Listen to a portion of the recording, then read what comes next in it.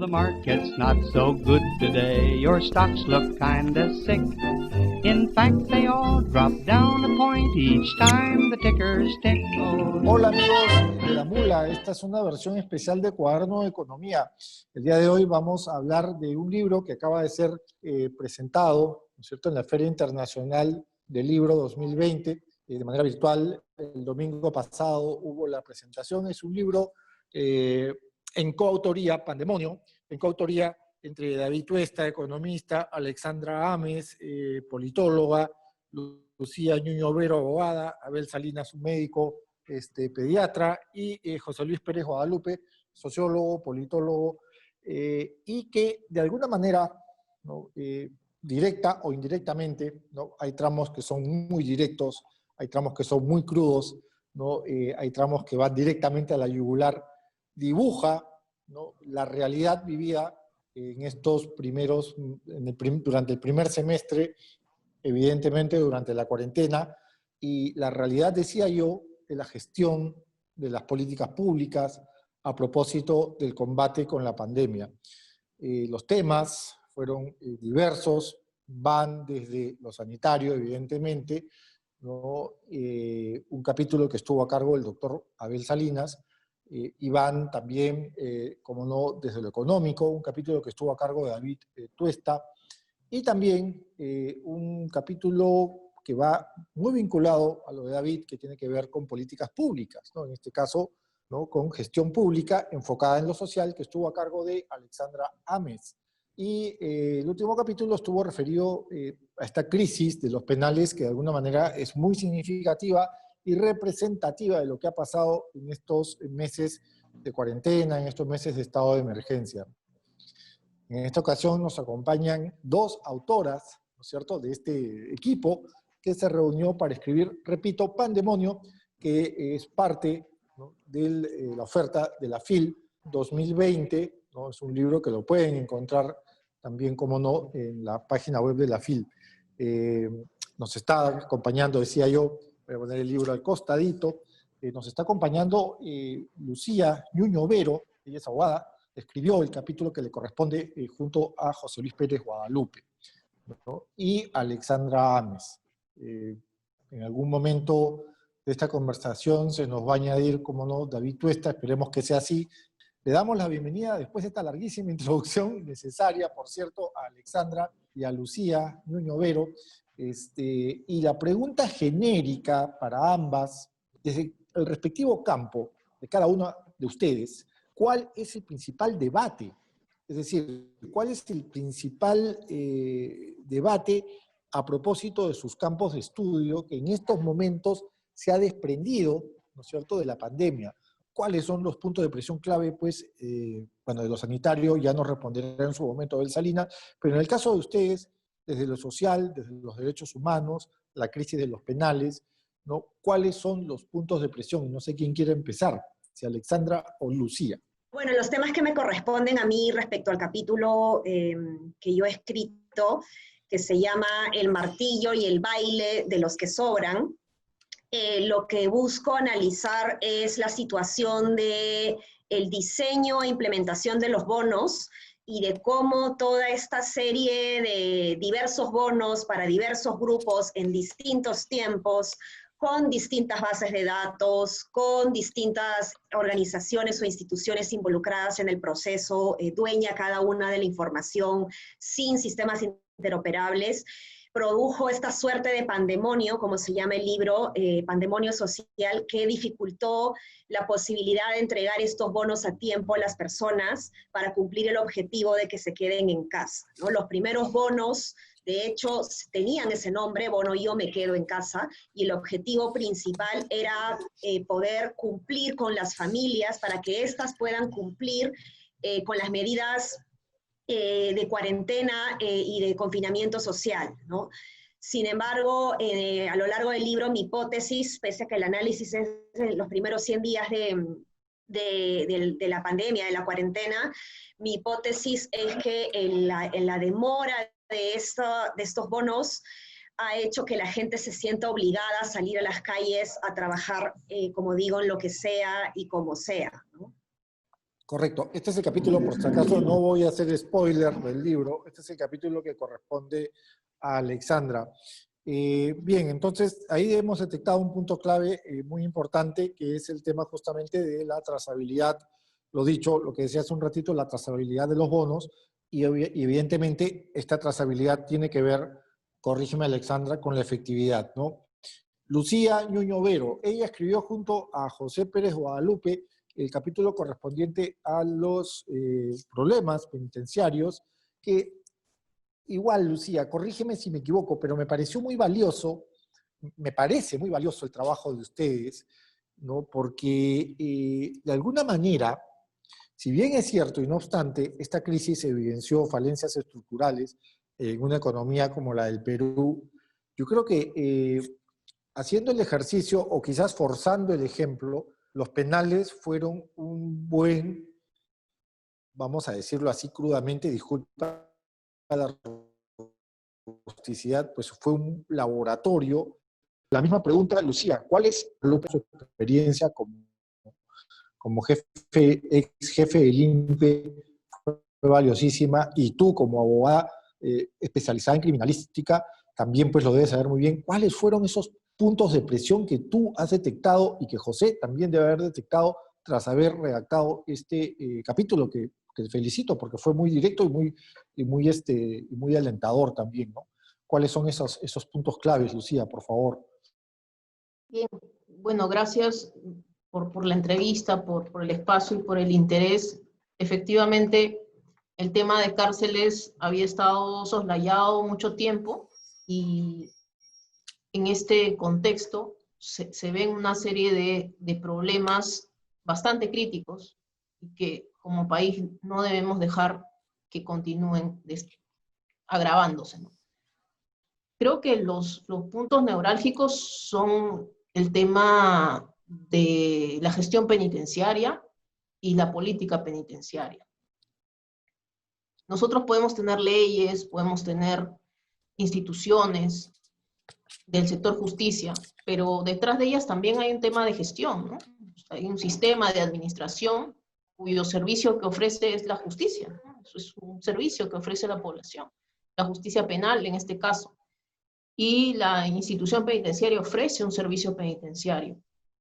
De repente, en un análisis cultural, mis colegas coautores con quien tengo un gran honor de compartir este trabajo, podrán pues explicar esos factores estructurales que han permitido que se agrave la situación en el INPE, en la administración penitenciaria. Pero eso no quita que la gestión como gestión penitenciaria se vea agravándose, sobre todo este último gobierno. Los últimos 4 años no se construye ni un penal en el Perú, ni uno, con tasas de crecimiento de población penitenciaria cada vez más elevadas, 6-7% al año. Había un dato ahí que evidenciaba pues esta crisis, ¿no? Penales preparados para 40.000 individuos, hombres y mujeres, y una población de 90.000, ¿no? Más del doble, ¿no? Perdóname, Lucía, me están indicando que David Tuesta está por ingresar, así que Patricio, por favor, cuando quieras.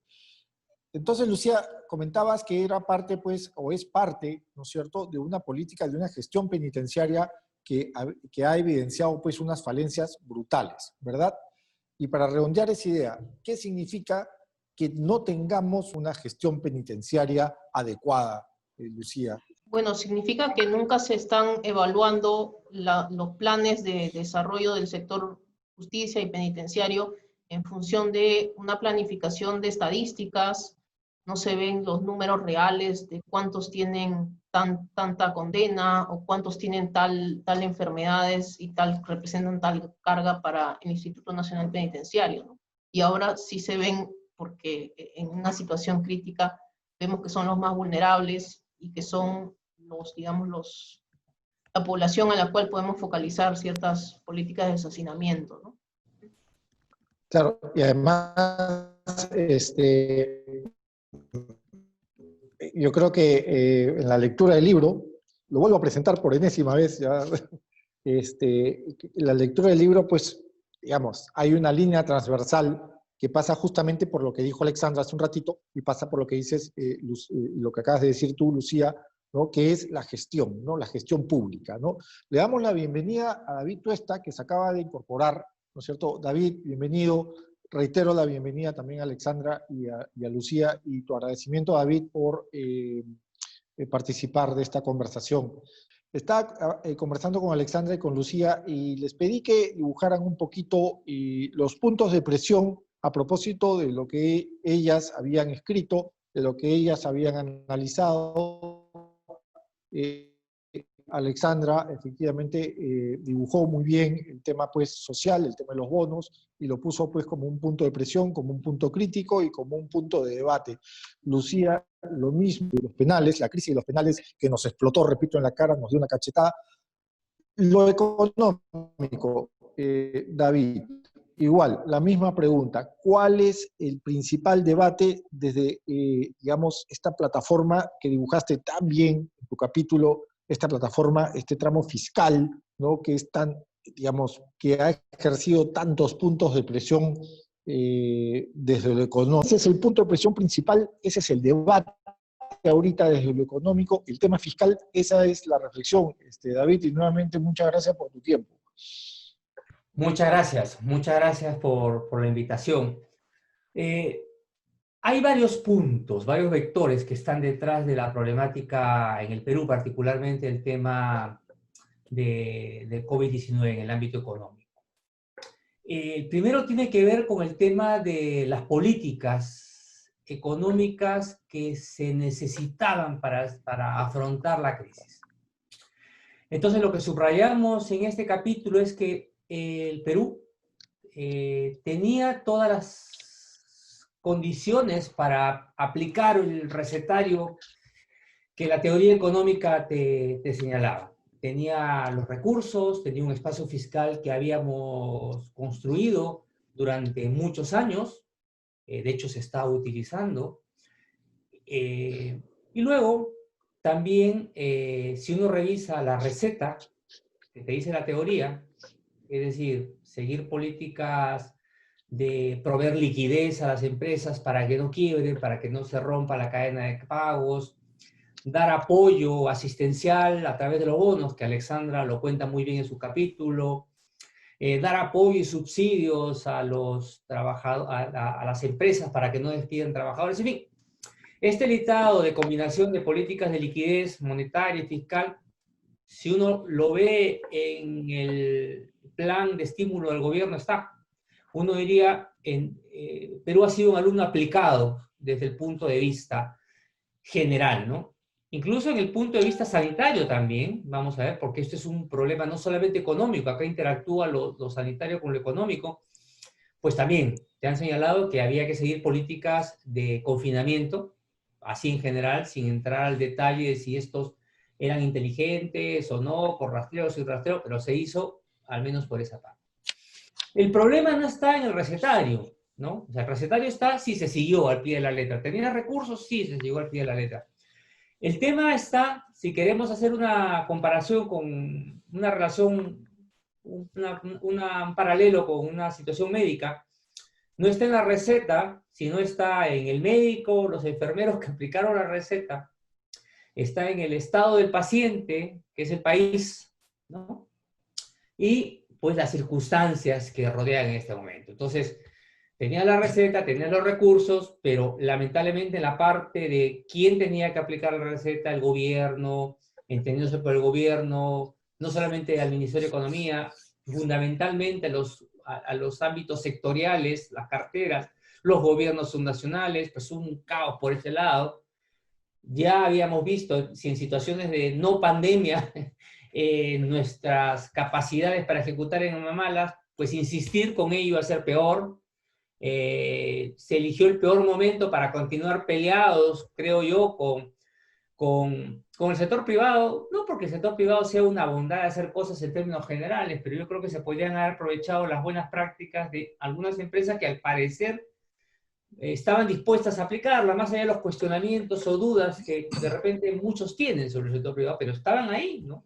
Pongo un ejemplo, ¿no? ¿Quién conoce mejor que no sé, que me pongo a pensar que las grandes distribuidoras, Alicor, Bacus, no sé, que llegan hasta los rincones más recónditos del país distribuyendo de todo, ¿no? Hasta cerveza, licores, Correcto. llegan increíble hasta dónde llegan. Ellos tendrían una Así es. capacidad logística para apoyar en muchas cosas. Por poner simplemente un Bueno, ejemplo para aterrizarlo. Y luego entonces estaba el era Estado, pues, la capacidad del paciente, ¿no? El paciente era un así desastre de es, informalidad, entonces esa combinación fue explosiva. Y hoy día apareció un así gráfico es. que está circulando en Twitter, ¿no? Han visto seguro la combinación entre Perú con la más alta tasa de crecimiento, por un lado, y Sí, las sí, muertes sí, por habitantes peor. Esa es la consecuencia final. sí. Sí, entonces era un tema pues básicamente de equilibrio, ¿no es cierto? De sopesar pues la balanza o contrapesar los contrapesos fiscales versus pues las políticas, tanto del Estado como desde el frente fiscal. Y ya que hablamos de equilibrio, regreso con Alexandra Ames. Alexandra, tú en tu capítulo, ¿no?, te referías básicamente o en concreto a la efectividad, ¿no es cierto?, no solamente de los datos, ¿no?, como esas, digamos, esas dimensiones a ser pues trazadas, ¿no es cierto?, seguidas, en fin, de alguna manera, entre comillas, fiscalizadas, sino a la efectividad, ¿no? David dijo algo clave, Betty también, Lucía también lo dijo, ¿no? Cada uno desde su propio campo. David habló de lo fiscal, Lucía habló pues del tema pues de gestión pública, pues más focalizada a penales. ¿Cómo vas a registrar o cómo registrar un correcto manejo, ¿no es cierto?, entre las políticas públicas de gasto, ¿no es cierto?, que básicamente es gestión de gasto, y aquel equilibrio fiscal del que habla David, por ejemplo, en su capítulo? O sea, ¿cómo? Porque da la impresión, y esto es un paréntesis, que David plantea, ¿no es cierto?, un problema, y lo plantea de una manera muy, muy didáctica, muy saludable desde lo didáctico, pero como que tú tomas ese planteamiento y lo conviertes en un ejemplo, ¿no? Y el ejemplo, y el mejor ejemplo fue los bonos. Entonces, la pregunta, repito, ¿cómo registrar un correcto manejo equilibrado, simétrico entre la gestión pública, ¿no es cierto?, y aquel frente fiscal tan complicado del que nos habló David, por ejemplo, en su capítulo? Bueno, yo iría en este caso por la pregunta concreta más allá de los bonos y me atrevería a analizar el sistema de protección social que no tenemos de manera adecuada o fuerte en el país, ¿no? Yo al inicio del capítulo hago una muestra de los shocks económicos o los choques adversos a los que suelen enfrentarse las personas año a año, y te sorprenderá saber que alrededor de un 30% de los hogares sufre un choque adverso cada año, ¿no? Es una cifra alta, producto de crisis de gran magnitud como un fenómeno natural, un desastre natural, ¿no? Una helada, un terremoto, Claro, el fenómeno del Niño. climáticas, etcétera, ¿no? Pero también suceden otros shocks económicos a las familias que golpean a las familias cuando éstas pierden el trabajo, cuando se accidentan, cuando generan alguna enfermedad que los impide trabajar y por lo tanto se encuentran obligados a regresar o a entrar a una situación de pobreza, ¿no?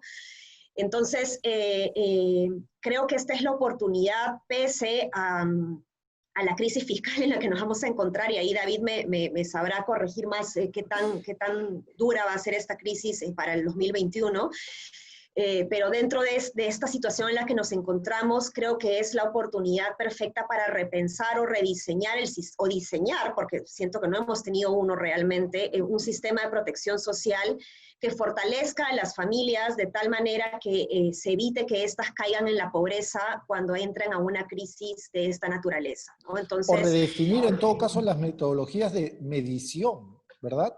Ahí O sea, justo quería llegar con este tema bacán. porque en el MIDIS dos grandes temas pendientes eran, por un lado, identificar no solamente a la población de manera focalizada en situación de pobreza extrema, que era muy importante para cumplir los objetivos de programas sociales determinados, sino también identificar a la población de clase media con riesgo de retorno a la pobreza, ¿no? O con riesgo de vulnerabilidad de retorno, como se le dice, para poder tenerlos mapeados y diseñar programas especiales para estos grupos de personas, ¿no? O sea, dentro de mi lógica de estrategias de la lucha contra la pobreza, esas estrategias tienen que ser escalonadas en según las necesidades de cada grupo vulnerable, ¿no?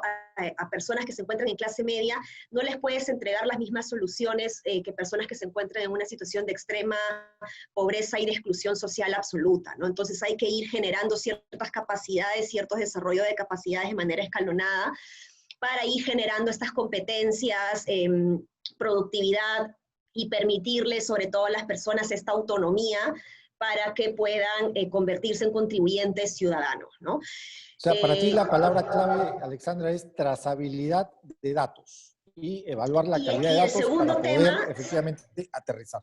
Y el segundo tema que está relacionado con eso es que es otro gran pendiente en el MIDIS, es la estrategia de lucha contra la pobreza urbana.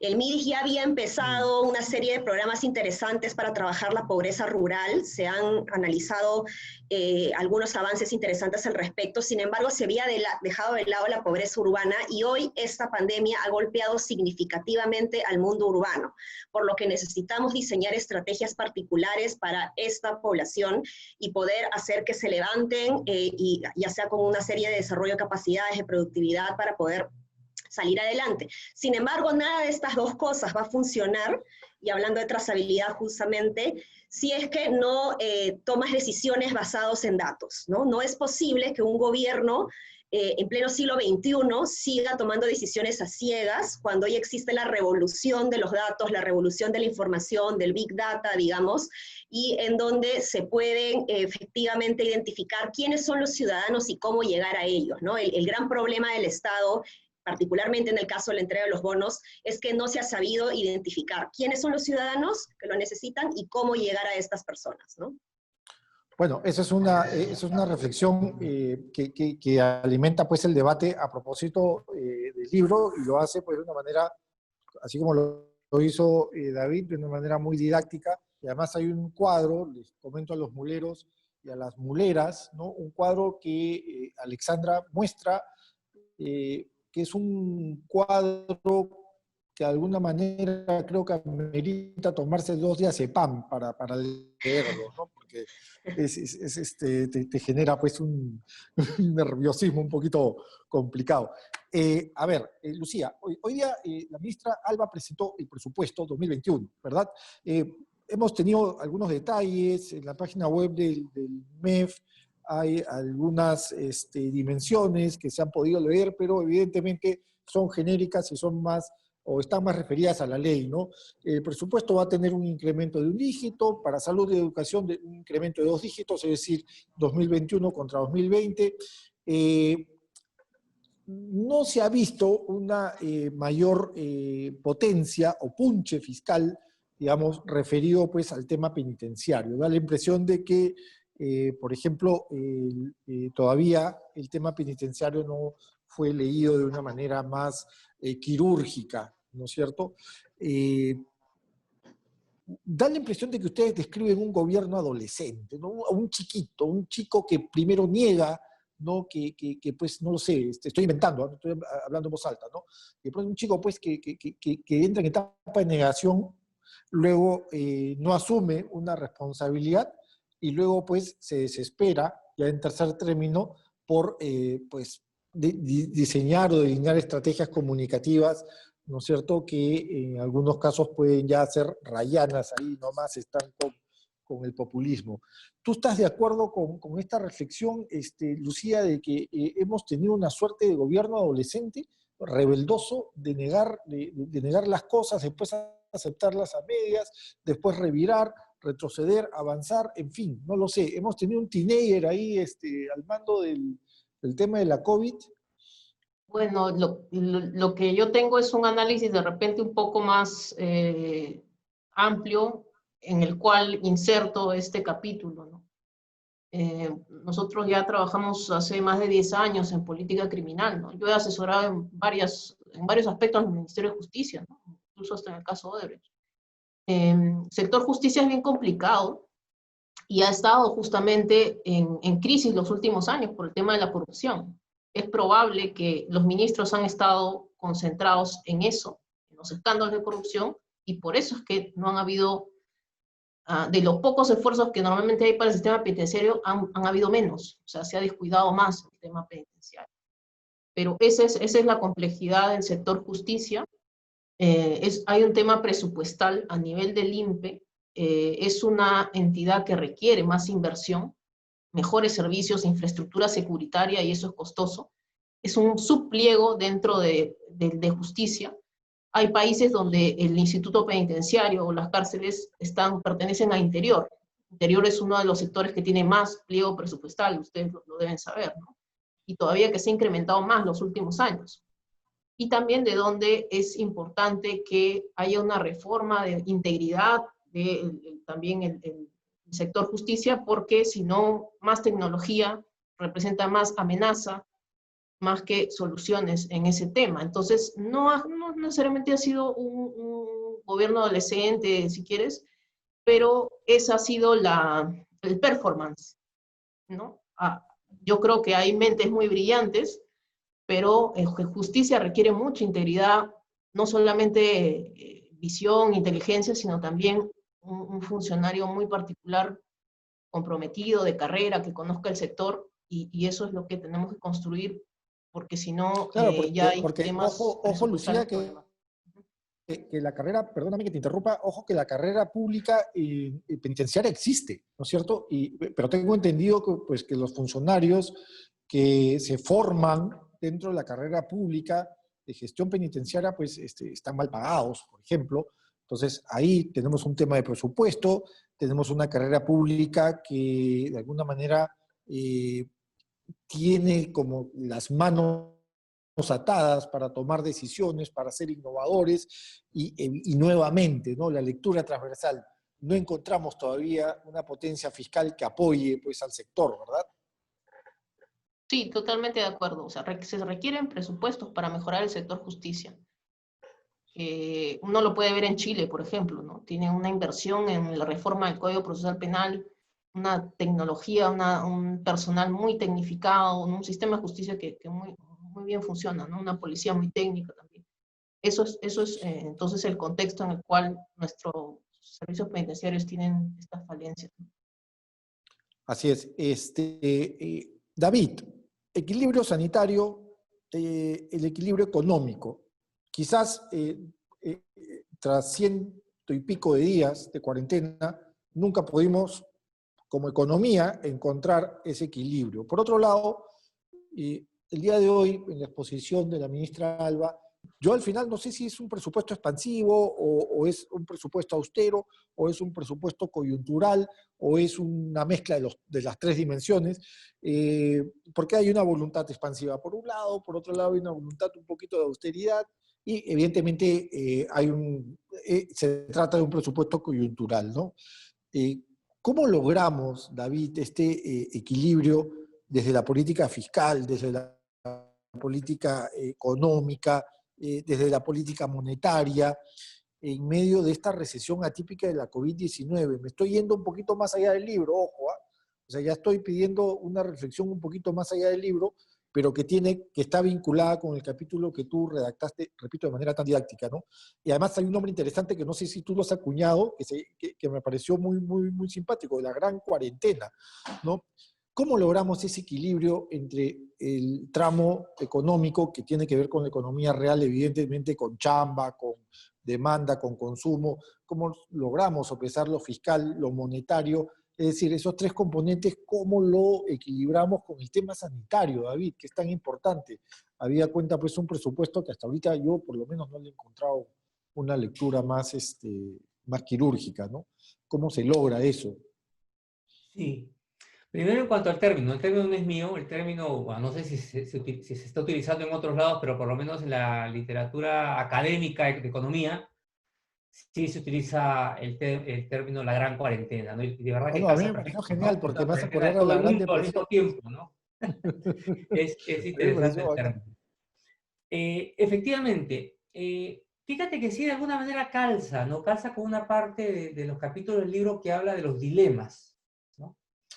El título del libro dice la gran cuarentena y tres dilemas de política económica, y yo creo que la ministra se está enfrentando ya a esos dilemas y de alguna manera en el marco macroeconómico multianual, que es el documento este donde se presentan las previsiones para los próximos 3 años, y en el presupuesto, que acaba de hacer mención, ya uno se encuentra con esas contradicciones, ¿no?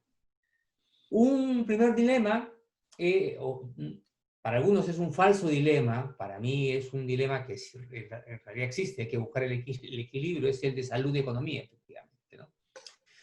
Efectivamente, las políticas de confinamiento, de manera más clara, este confinamiento estricto, del cual experimentó gran parte del mundo, pues tiene repercusiones económicas claras. E incluso con el mayor cuidado, incluso con la incorporación de tecnología y metodologías de rastreo, etcétera, seguramente que también hubiera generado impactos importantes en la economía. Pero por otro lado, también hay que tener en cuenta que una buena política económica también puede ser una buena política de salud, porque al final implica que la gente pues, pueda trabajar, pueda vivir, pueda tener recursos, salud a largo plazo, vamos a llamarlo así, salud mental, ¿no? También, no solamente hablemos del virus, o sea, hay que buscar ese elemento. Yo creo que se ha entendido, yo creo que ningún país, vamos, no quiero ser categórico, pero no creo que a estas alturas ningún país vaya a volver a incorporar esquemas como de cuarentenas estrictas, o sea, esta cosa está más o menos salvada, cada quien a su manera está tratando de enfrentar el tema, algunos de manera, digamos, bastante estructurada, otras de manera bastante desordenada. Yo creo que el caso del Perú es un esquema bastante desordenado, o sea, no termina de transmitir, por lo menos guiándome de los expertos y guiándome de don Abel Salinas, digamos, doctor Salinas, que está en el libro y es uno de los que describe bastante bien, digamos, las falencias que hay por ese lado.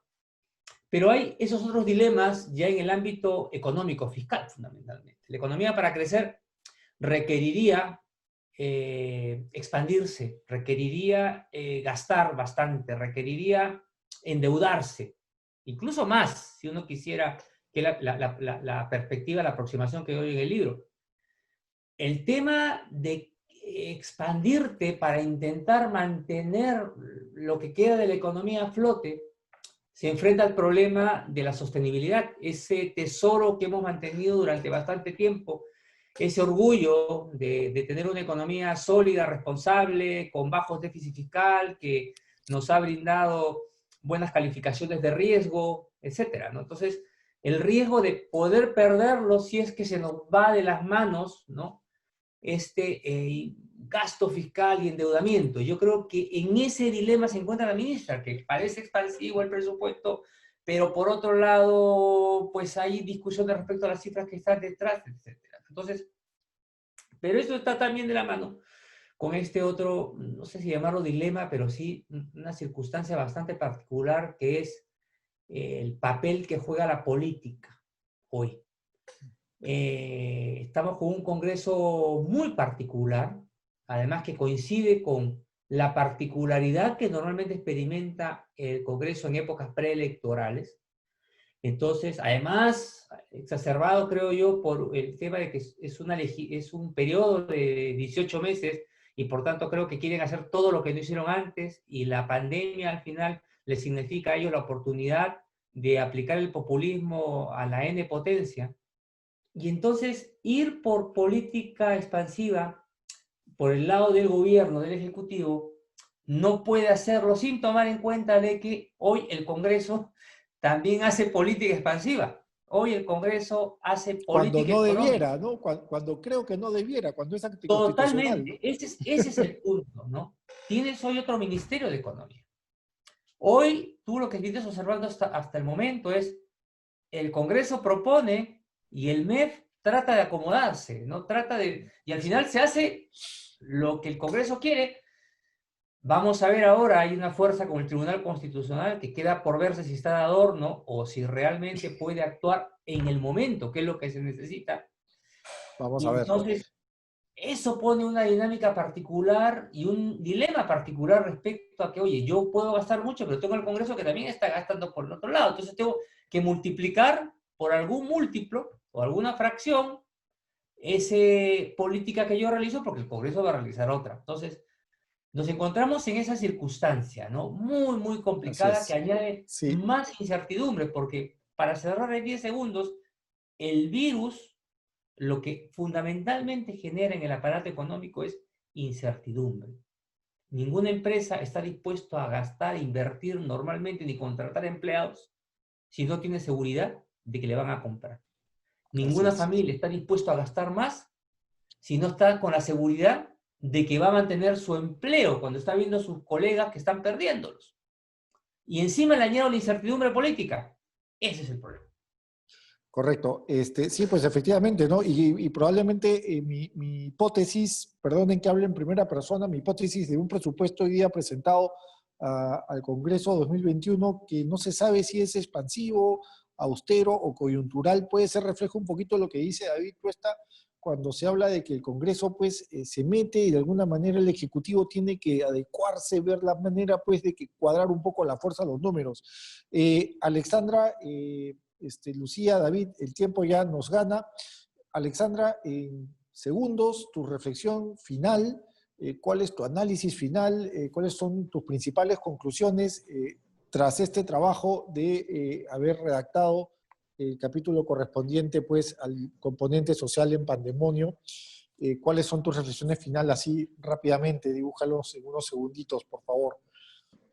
Sí, bueno, muy rápidamente lo que toca ahora es pensar en cómo sacar adelante a todas las personas que se encuentran hoy en situación de pobreza y pobreza extrema y a esos 3 millones de personas que han entrado a situación de pobreza, ¿no? Y para eso el trabajo con datos, el trabajo de seguimiento ciudadano por ciudadano es sumamente importante, por lo que se hace sumamente necesario contar ya de una vez por todas con un sistema interoperable de datos para hacer un seguimiento correcto de las políticas públicas.